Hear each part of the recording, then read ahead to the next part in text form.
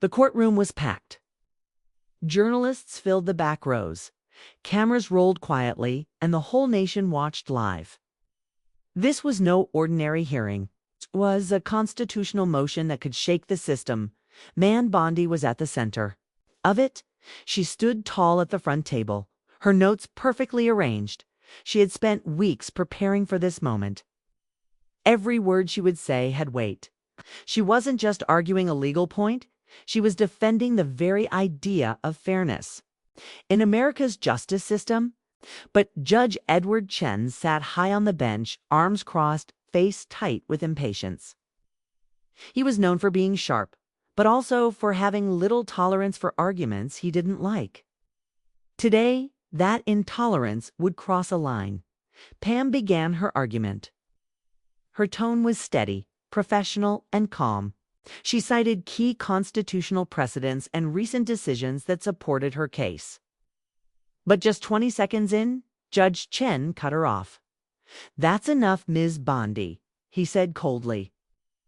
"This isn't a campaign speech." Pam paused, confused. She looked up.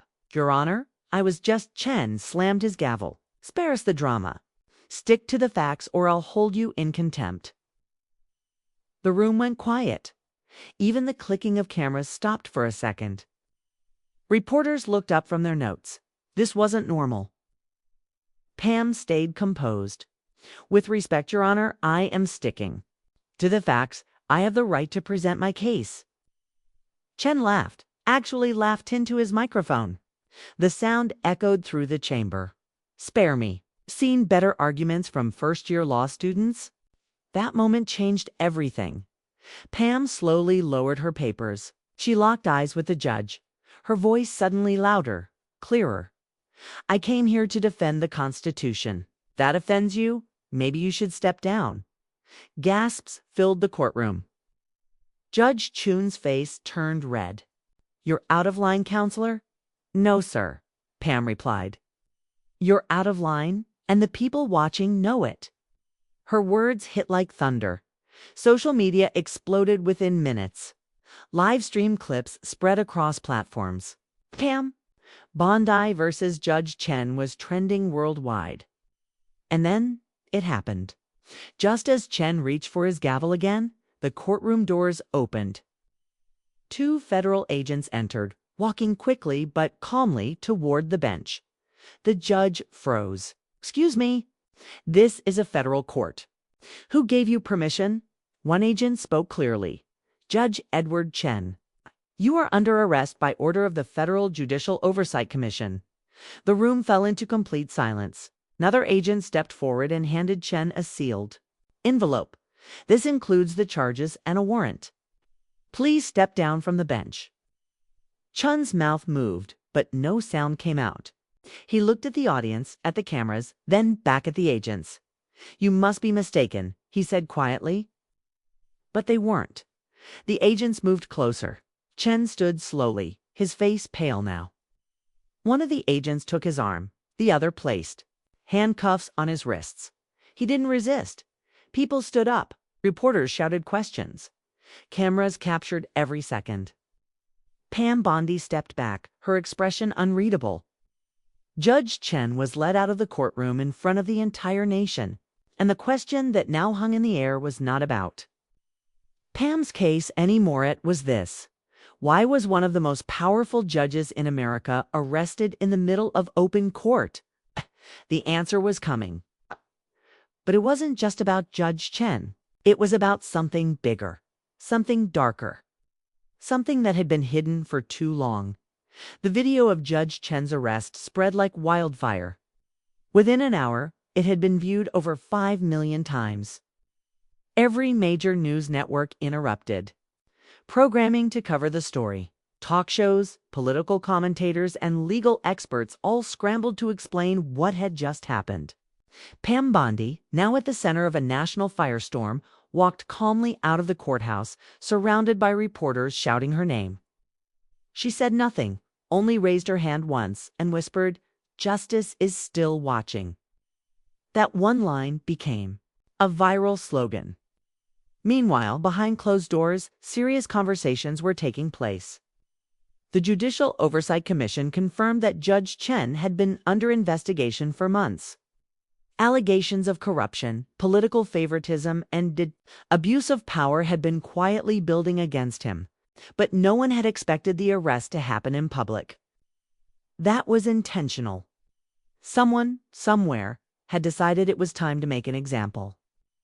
Inside the Department of Justice, a senior official looked over a thick folder marked Classified. Operation Nightroom. His phone buzzed. He took the bait, a voice said on the other end. Chen cracked exactly when we needed him to. Good, the official replied. Now we move on phase 2. Unaware of the layers beneath the drama, the public remained glued to their screens. Pam Bondi finally agreed to a live interview on one of the country's top-rated news shows that evening. She sat across from anchor Dana Keller. The lights bright, the cameras rolling, the world watching. You were insulted by a federal judge on live television, Keller said. And then, minutes later, he was in handcuffs. What happened? Pam looked directly into the camera. What happened was the system forgot who it serves, she said. I didn't come to court to fight Judge Chen. I came to fight for the truth. But when the system pushes back that hard, you know you've touched something dangerous. Keller leaned in. Are you saying you believe Judge Chen's behavior was part of something larger? I'm saying he's not the only one. That moment sent shockwaves again. The studio phones lit up. Social media exploded with hashtags like #PamKnew and #SystemExposed. But what Pam didn't say on camera was even more important. She had received a file, slipped under her office door 2 nights before the hearing. It contained transcripts of private emails between Judge Chen and a high-ranking intelligence official. The messages suggested coordination timing her fine and public shaming to discredit her just before she could release details about a classified government surveillance program. The file was titled Project Sentinel. That program, still unknown to the public, was a covert surveillance network that could tap into live devices across the country without warrants, phones, cameras, smart TVs. It was illegal, it was powerful, and it was dangerous. Pam had been preparing to speak out. That's why Chen tried to silence her. That's why someone made sure Chen was silenced first. But now Pam faced another danger. She wasn't just up against a judge anymore. She was up against an entire machine. That night, she returned to her apartment. The lights were off, but the door was slightly open. She paused, reached into her bag and pressed the emergency alert on her phone. Then she stepped inside. The place was quiet. Too quiet. On the kitchen table was a single envelope. It read, "You've said enough." Pam didn't flinch. She took a deep breath and opened it. Inside was a photo. It was her, standing on the steps of the courthouse taken just hours earlier. On the back was a handwritten note, "You're next." Pam closed her eyes for a second. Then she picked up the phone and called a name she hadn't spoken in years. "Special Agent Monroe," she said. "It's Bondi. I'm back in." The next morning, the headlines were blistering. Judge Chen arrested. More to come. Who sent the threat to Pam Bondi? Is this the beginning of a cover-up unraveling? Newsrooms buzzed, political offices panicked, and somewhere, deep within the intelligence community, quiet rooms filled with shadowed figures whispered one name again and again: Bondi. Pam Bondi, meanwhile, sat in a nondescript cafe in Arlington, Virginia. No makeup, hair tucked under a baseball cap. The only thing sharp about her was the way her eyes scanned every corner of the room. Across from her sat Special Agent Jacob Monroe, once a trusted federal investigator, now a private intelligence contractor. Their past was complicated, dulled missions, deeper wounds, but today wasn't about history. It was about survival. "Sure you're ready for this again?" Monroe asked, sipping his black coffee. Pam slid the photo across the table. "Someone got inside my apartment last night. Left that waiting for me." Monroe studied the image. Ballsy. This wasn't a warning, it was a message. "I know," she said, And that's why I need your help. I've seen pieces of the file. I know what Project Sentinel is. Monroe went still. You have the file? Not all of it, she replied. But I know someone who does. Eh? And they've gone dark. For a moment, neither of them spoke. Then Monroe reached into his coat and placed a small flash drive on the table. This was intercepted 2 days ago, he said. Its unmarked signal pinged a private satellite over Eastern Europe, bounced through 6 VPN layers, and landed in a Justice Department inbox addressed to you. Pam took the drive, her fingers tightening around it. You think it's bait? I think it's a breadcrumb, Monroe said. Okay. And someone wants you to follow it fast before the wrong people catch up. Pam plugged the drive into her encrypted laptop. Lines of code flickered across the screen before settling into a series of files labeled Sentinel Active Nodes. Each file was timestamped and geotagged. The locations: Washington, D.C. courthouses, a U.S. senator's private residence, and shockingly, a major news network's control room. Monroe leaned in. This is big. Bondi. Too big for just you. I don't want to bring in the feds, she said. Not until I know who to trust. You don't trust anyone. She looked up. Not after what happened in Prague. Monroe didn't argue. Instead, he handed her a folded note. This is a contact in Berlin, he said. It's an old cold. War signal specialist. If anyone can decrypt Sentinel's full node pattern, it's him. Before Pam could reply, Monroe's phone buzzed. He looked down. His face changed. What is it? She asked. He turned the phone around. A live news feed was playing. Breaking: Judge Chen found unresponsive in holding cell. Foul play suspected. Pam's heart sank. They silenced him. Monroe nodded grimly. And they're speeding up, which means whatever's on that drive, whatever Sentinel, is doing its. Not just surveillance. Pam's mind raced. If Chen had been killed and she was next on their list, the danger wasn't just about exposure. It was about time. She had hours, maybe less, to move. I need to go on air, she said suddenly. Tonight. No lawyers, no edits, just me and a mic. Monroe's eyes widened. Pam, if you go public without evidence, they'll spin it, call you unstable. Destroy your credibility. Then I'll bring proof. He hesitated. You sure? She stood. It's not about being sure anymore. It's about making sure they don't erase me before the truth comes out.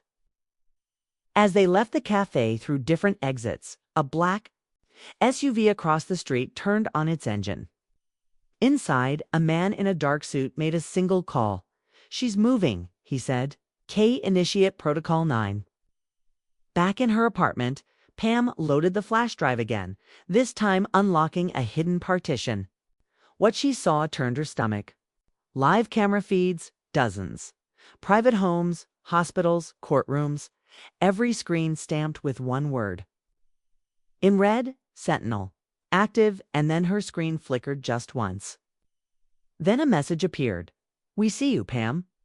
In the hours following Judge Chen's mysterious death in custody, Washington, D.C. spiraled into chaos. The Justice Department issued no statement. The Marshal's Service went quiet. Even Chen's legal clerk, known for being outspoken on social media, deleted all her accounts overnight. Pam Bondi had only one goal now: expose Project Sentinel before its architects erased the last remaining witnesses, including her.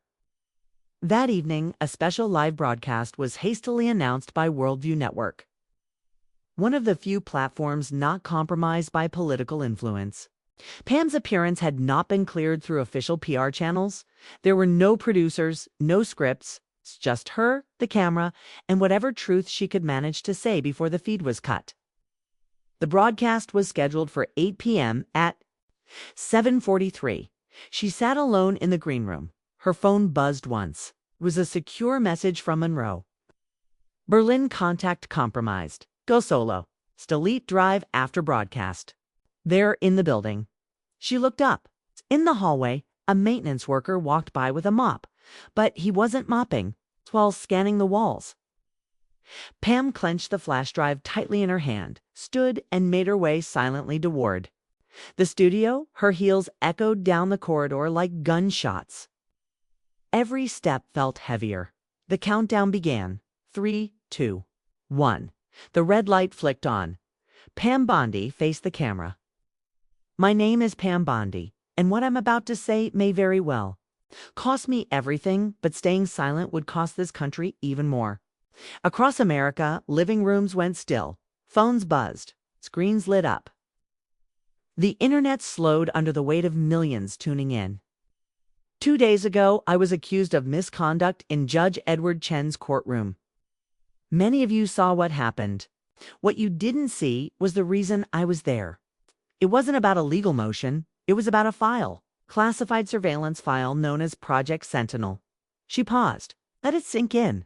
For years, Sentinel has been operating as a domestic surveillance grid, not for protection, but for control.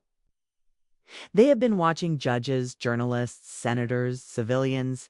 Every camera you thought was for safety, every microphone you thought was off, they weren't, and they're still running. Right now, she clicked the flash drive into a port on the studio's console. Dozens of live feeds appeared on the screen behind her. Living rooms, offices, even military conference calls. One showed a senator in his home office speaking to a foreign lobbyist. Another showed a federal judge exchanging documents with an unidentified man in military uniform. All time-stamped, all real. Backstage, alarms went off, tech staff whispered, confused. In Langley, Virginia, red lights began flashing across CIA systems. The name Bondi triggered multiple alert protocols. Back in the studio, she continued. Project Sentinel was built by an interagency coalition that included the NSA, private defense contractors, and certain rogue actors within the judiciary. It was authorized under a shadow clause known as Directive K-42. It never went to Congress. It never passed civilian oversight. A director in the control room shouted, "Cut the feed." But it was too late. Every major news outlet was mirroring the stream. Even foreign channels had picked it up. Pam's voice never wavered. Judge Edward Chen was a key facilitator. When I presented evidence of the program to the court, he mocked me, and within hours he was arrested. Some believed it was justice, but I now believe he was silenced. She stared straight into the lens, and I may be next. Suddenly, a flash of movement appeared in the hallway behind the glass. A figure dressed in tactical black approached. Pam took a deep breath. I've encrypted the full Sentinel file. If I don't make it out of this studio alive, it will be sent to 6 journalists, 2 senators, and 1 foreign consulate. She stood up slowly. My name is Pam Bondi, and if they can come for me, they can come for you. The screen went black. Phones across the country vibrated with a new message. Broadcast interrupted, FBI en route to studio in the control room. The director stared at the dark monitor, pale with fear. Did that just happen? One intern whispered, "They'll erase all of it." Another voice replied, "No, it's already gone global." Outside the building, 3 black SUVs arrived. Men in suits stepped out with calm precision. But Pam was gone. The chair was empty. Only the flash drive remained on the desk, still warm, still glowing. In the SUV speeding away from the studio, Pam sat in the back seat, breath steady, eyes focused. Monroe drove in silence. "Where to?" he asked. Pam looked ahead. Berlin. Because the truth was out now, but the war had only just begun. Pam didn't sleep for the next 36 hours. After the broadcast, she became the most watched person in the country and the most hunted. Half of Washington was calling her a traitor. The other half was quietly cheering her on. But no one knew where she was. In Berlin, she hid in a small apartment above a Turkish bakery, the kind of place with creaky stairs and no working cameras. Monroe had dropped her there before disappearing into the underground network of contacts he refused to name. She was alone now, except for the encrypted laptop on the table and the hard copy files stuffed into her suitcase. The world outside was spinning fast. Cable news ran non-stop coverage of the broadcast, some calling it a deepfake, others insisting it was a national emergency. The White House held a press conference but refused to answer any questions about Project Sentinel. Meanwhile, 3 members of the Judiciary Committee suddenly resigned, no explanation given. Pam clicked open a secured file labeled DIRK for 2, Internal Memo 2019. It was a smoking gun. The memo outlined how Sentinel was not just about surveillance. It was about leverage, blackmail. Every major political figure had a folder neatly categorized: marital affairs, offshore accounts, hidden votes. It was the machinery of silent control. And at the center of it, a name she hadn't expected to see. Vice President Richard Hallstrom, the same man who once called her a rising star of ethics on live television. The same man who publicly defended Judge Chen until the moment of his arrest. Pam stared at the screen. This wasn't just about the judiciary anymore. It went deeper. Hallstrom had signed off on multiple extensions of Directive K-42 using emergency powers. He had authorized private tech firms to expand surveillance grids into school districts, hospital networks, even therapy clinics. Everything under the excuse of national protection.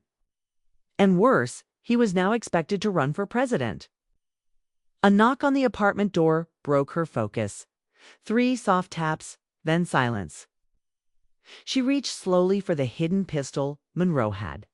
Left in the drawer, Pam, a voice whispered, "It's me, Greer." Greer was a foreign journalist she had trusted during a Senate corruption investigation years ago. Smart, brutal, honest, she opened the door just a crack. Greer slipped in, soaked from rain. "They just killed a whistleblower in Paris," she said. "You've got to move." Pam shook her head. "Not yet. I need to show you something."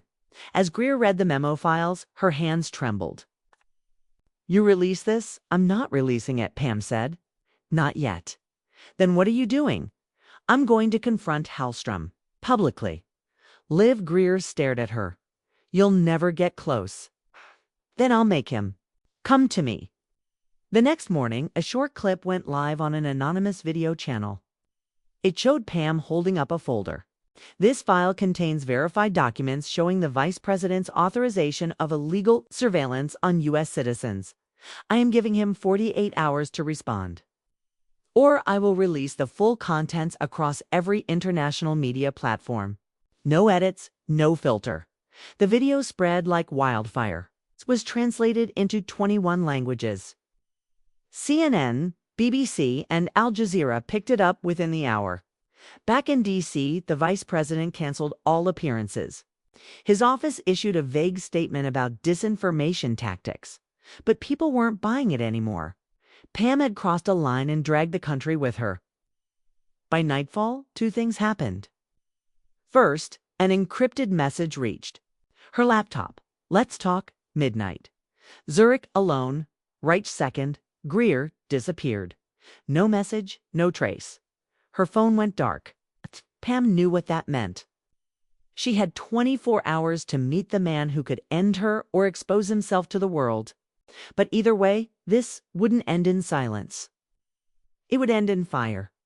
Zurich was colder than she remembered. Pam stepped out of the car just as the clock hit midnight. Snowflakes fell in quiet patterns on the cobbled streets, muffling every sound. Except her own breath. The location Hallstrom had chosen was strange. An abandoned opera house on the edge of the old city, now wrapped in scaffolding and covered in warning signs. It looked dead. But tonight, it was alive. She walked through the main archway, her footsteps echoing against stone. A single light flickered near the stage, and there he was, Vice President Richard Hallstrom. No security detail, no assistance. Just a man in a black coat, hands in his pockets, waiting like a ghost. "You came alone," he said, voice calm. "You asked me to," she replied. There was a pause. The silence between them wasn't just personal, it was historical. He studied her for a moment as if seeing something he hadn't expected. "You were supposed to be quiet," he said.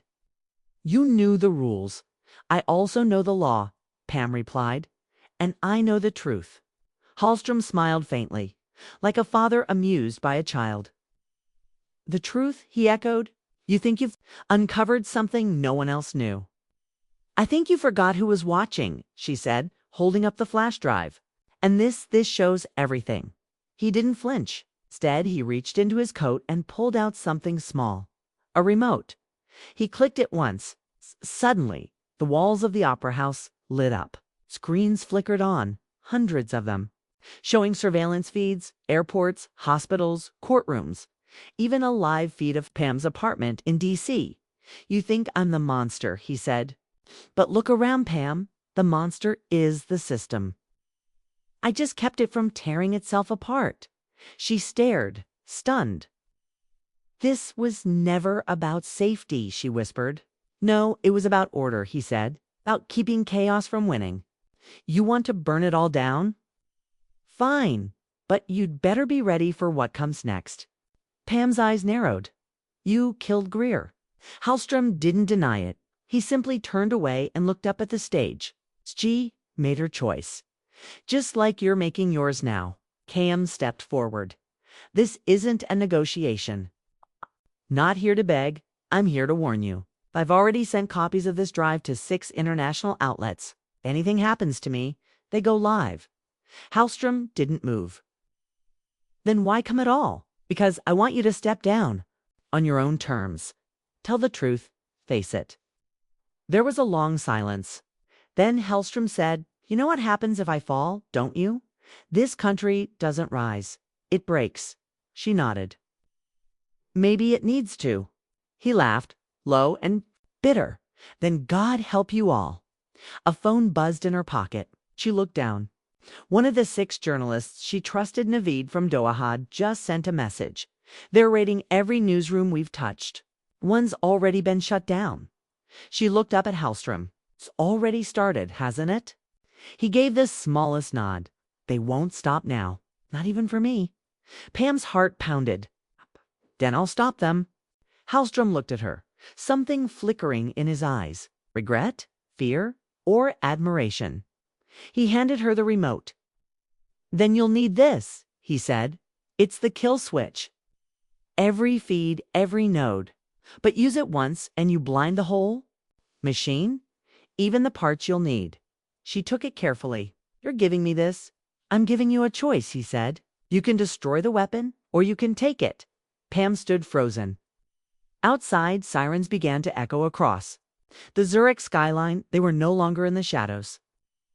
Whatever happened next, the world would be watching. The sunrise over Washington, D.C. was dimmed by smoke.